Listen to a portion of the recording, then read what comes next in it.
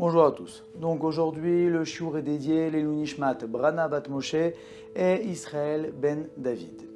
Aujourd'hui, nous allons parler d'une Gemara assez connue puisqu'elle se trouve aussi dans Pirkei Avot.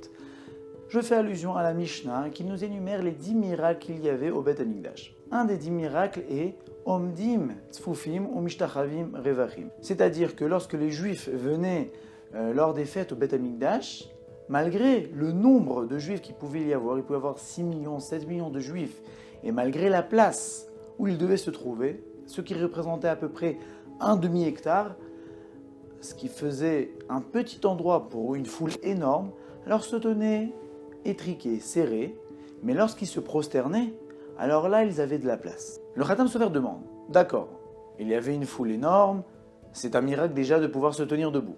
Il y avait aussi le miracle que lorsqu'ils se prosternaient, ils avaient de la place. Mais pourquoi Hachem n'a pas fait un miracle qu'ils avaient aussi de la place lorsqu'ils se tenaient debout? Et là, en fait, Khatam Sofer nous dit c'est pour donner du salaire aux gens qui venaient, qui se tenaient debout, étant donné qu'ils étaient étriqués et serrés. Cette souffrance leur donnait un salaire pour la mitzvah qu'ils ont fait de monter au Beth Amikdash. Il est vrai que des fois, nous pouvons faire des mitzvot avec beaucoup moins de conviction et beaucoup moins d'entrain que nous devons le faire. Donc du coup, le salaire est en conséquence.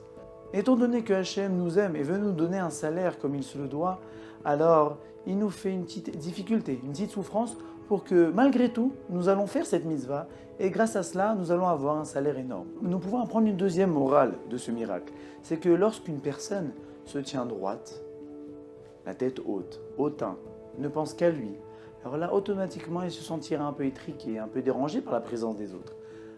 Mais si, par exemple, il se prosterne, il baisse la tête, il se rabaisse par rapport à l'autre, alors là, automatiquement, Revachim, il aura de la place, les autres ne le dérangeront plus, puisqu'il a laissé la place aux autres. Une fois, j'ai entendu d'un proche qui disait, si tu es déprimé, si tu te sens dérangé par les autres, c'est que tu penses trop à toi.